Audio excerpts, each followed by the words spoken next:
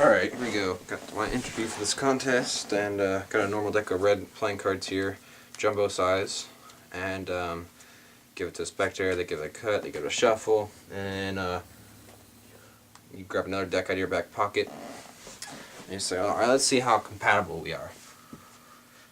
And alright, we're going to trade cards, see how connected we are. And they can just cut their cards wherever. And you can cut your cards wherever. And then you say, let's do it again. Switch cards like that. Give their deck a cut. Their cut a deck. That's kind of funny. I think it's funny anyway. And then we'll do it one more time. And they cut it. And you cut your deck. Doesn't matter all that much, and they're done. Alright, then they spread their cards out looking for their 3 blue cards.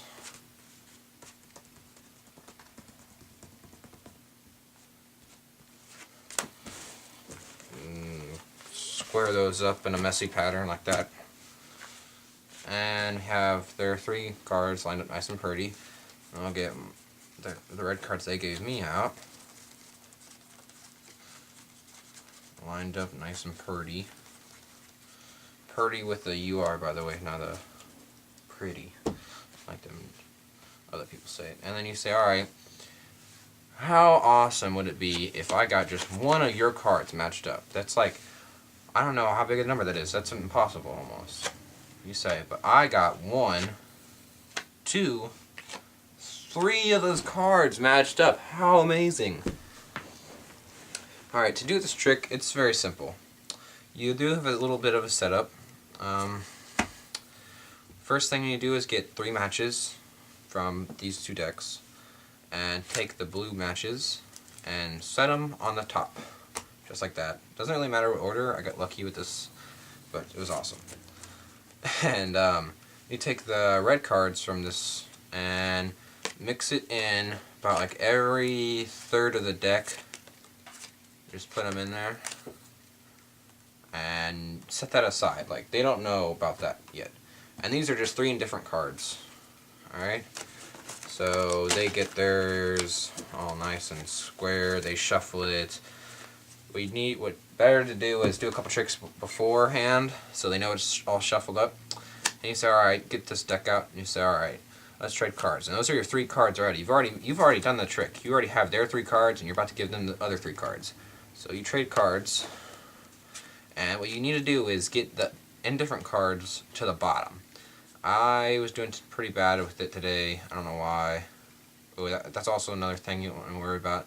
Cutting to the other red cards you already placed. That's pretty bad. And unless it's like the second or third time, because then they already know that there's a card in there. Alright.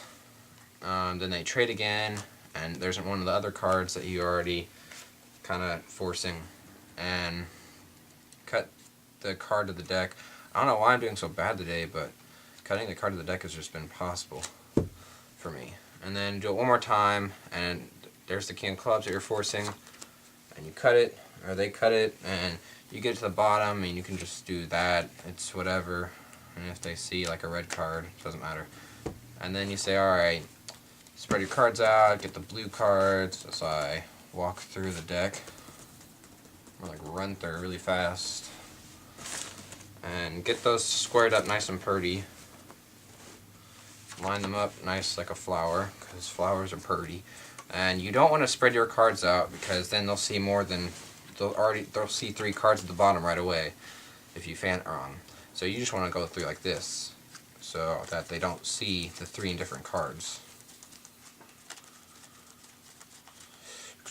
Alright, there you go. And then you tell them how impossible it is to get which one match, but you got all 3. And just put this deck away somewhere, hide it, whatever, because you have 3 indifferent, the 3 red cards, and they don't know that. And that's pretty much it. And thank you. Please subscribe.